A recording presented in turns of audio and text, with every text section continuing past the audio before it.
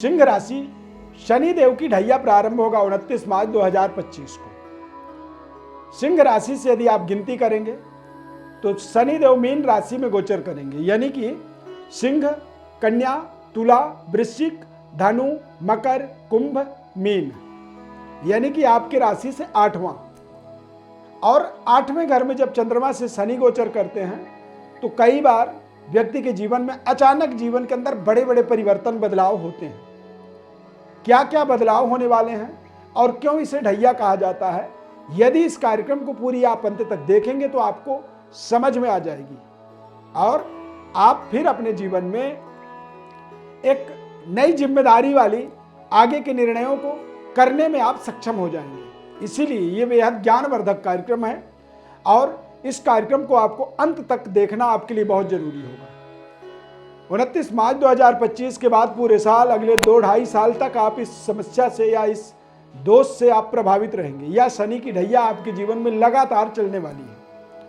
यदि first house का Lord होकर के शनि जब अष्टम में जाता है या अष्टम भाव में शनि का संबंध जब कभी किसी भी तरह से जुड़ता है तो शनि देव अष्टम भाव में कई बार अचानक बड़े शुभ फल दे देते हैं। गड़ा हुआ धन मिल जाना, अचानक बड़ी लॉटरी लग जाना, जैसे बड़े बड़े महत्वपूर्ण जो कार्य होते हैं वो शनि देव के, राहु के, शुक्र के अष्टम भाव में गोचर करने से ही होता है, क्योंकि 8वां जो घर होता है उसे पाताल लोक माना जाता है। अचानक जीवन के अंदर जो व्यवस्थाओं में बदलाव होती है वो शनि देव ही करते हैं। देखते ही देखते 1 सेकंड में सब कुछ बदल जाता है।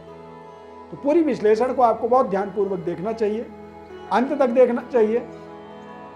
नए वर्ष की आपको ढेर सारी हमारी तरफ से शुभकामनाएं, क्योंकि ये समय जनवरी से पहले ही ये कार्यक्रम आपको पहुंचा रहे हैं आप तक। अभी ढैया शुरू होने में काफ़ी समय बाकी है, परंतु हमें अपने आने वाले कल की तैयारी करना हमारे लिए एक बड़ी जिम्मेदारी बन जाती है। सब्सक्राइब, लाइक, शेयर जरूर करिए, हमारे साथ जुड़े रहिए। मैं श्री अरविंद देवव्रत ज्ञान चैनल में आपका बहुत बहुत हार्दिक स्वागत करता हूँ। नमस्कार, जय माता दी, जय श्री राम। ये चार्ट को आप ध्यानपूर्वक देखें। आपके राशि से 8वें घर में शनि देव का गोचर होगा। रजत पाद कहा जाता है इस ढैया को, और शनि की ये ढैया जो है आपको आपके जीवन में, इनकी शनि देव की जो दृष्टि है ये आपके धन के ऊपर पड़ेगा, परिवार के ऊपर इसकी शनि की दृष्टि होगी और आपके वाणी पर भी इसका प्रभाव पड़ेगा। जैसे ही शनि देव मीन राशि में गोचर करेंगे तो आपके बातचीत के तौर तरीके बदलने लगेंगे। आपके आंखों में आई साइड में थोड़ी सी दिक्कत आपको कई बार महसूस होगी और आपके परिवार के अंदर ही आप आर्ग्यूमेंट, तनाव और आपसी तू-तू मैं-मैं में फंसने लगेंगे। और धन को लेकर के भी कुछ डिसीजन आपके ऐसे हो सकते हैं जो नुकसानदायक डिसीजन हैं, तथा आप अपने करियर की जवाबदेही पर भी थोड़ा सा आप लापरवाही कर सकते हैं। लव लाइफ में ये एक तरह से अवरोध उत्पन्न करता है। दोस्ती जो आपकी रहती है, जहाँ पर आप मित्रता निभाते हैं, वहाँ पर भी आप कई बार अपनी व्यवहार से अपने मित्रों को रुष्ट कर सकते हैं।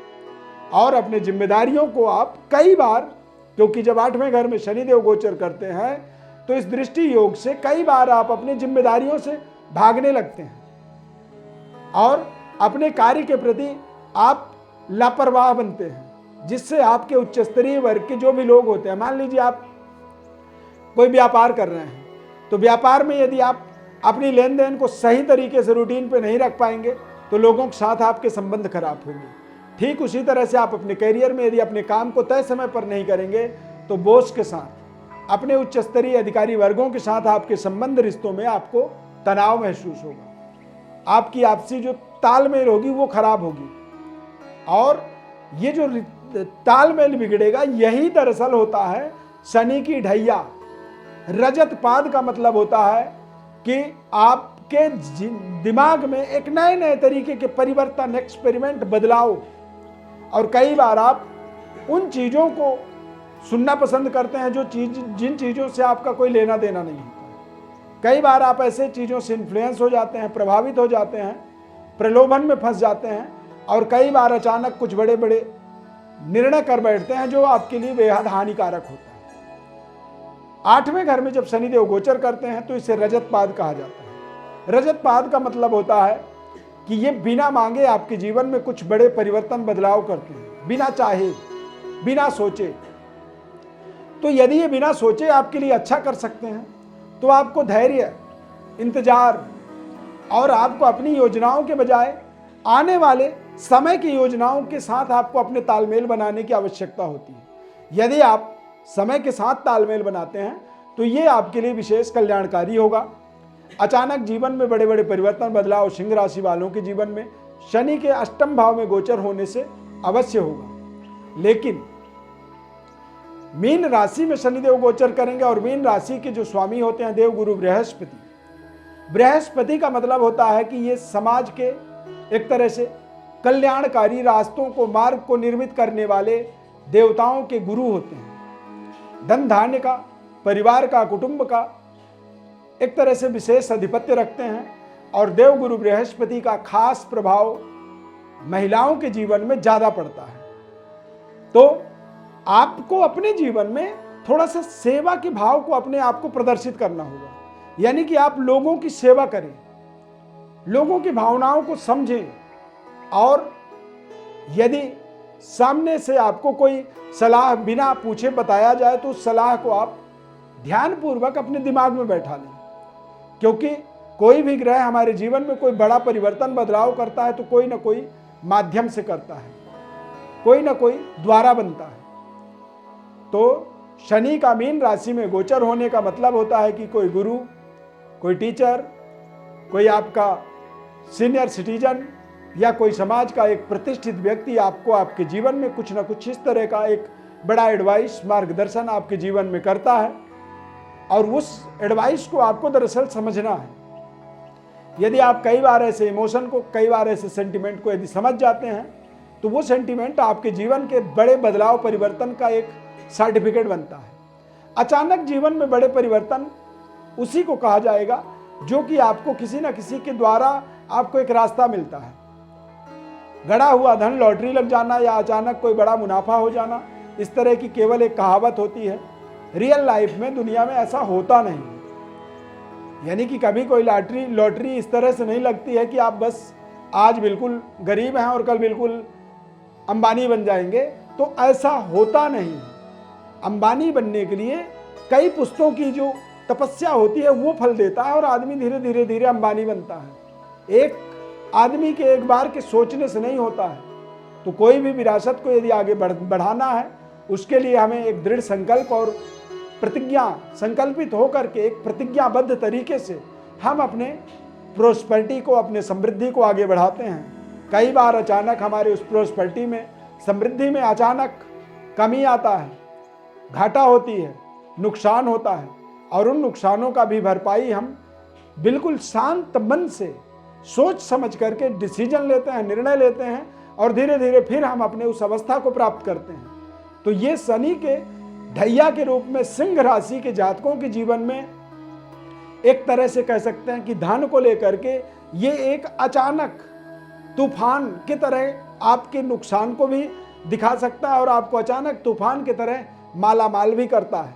दोनों ही कंडीशन को ये रियलाइज करवाता है। अब आपके ऊपर ये निर्भर करता है कि आप अपने एक तरह से अचीवमेंट को, आपको जो प्राप्त हो रहा है, आप उसे किस तरह से अपने जीवन में यूटिलाइज कर रहे हैं, कैसे आप उन चीज़ों को अपने जीवन में उपभोग कर रहे हैं या करेंगे।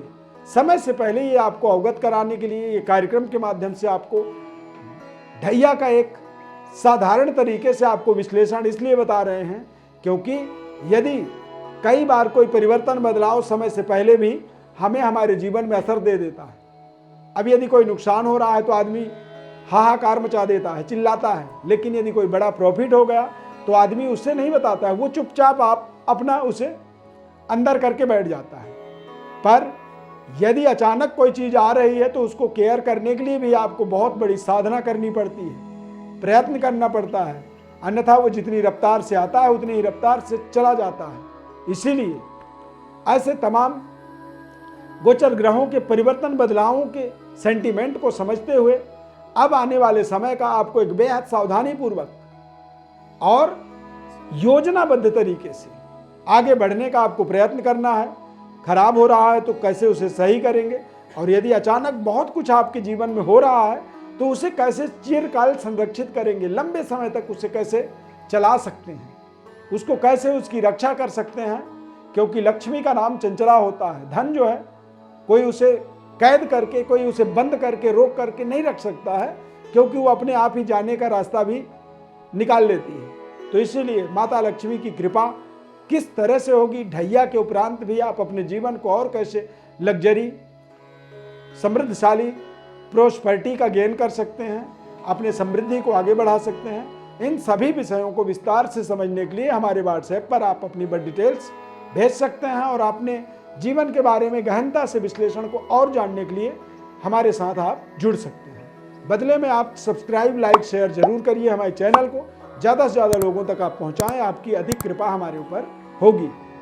इस खास कार्यक्रम को यदि यहाँ तक आपने देखा है, लाइक कर दीजिए। जय शनिदेव आप अपनी कमेंट में जरूर लिखें यदि कार्यक्रम अच्छा लगा। ज़्यादा से ज़्यादा लोगों तक शेयर करें। नए साल की ढेर सारी आपको पुनः एक बार बहुत बहुत शुभकामनाएं। इस खास कार्यक्रम में जुड़ने के लिए बहुत बहुत धन्यवाद। जय श्री राम।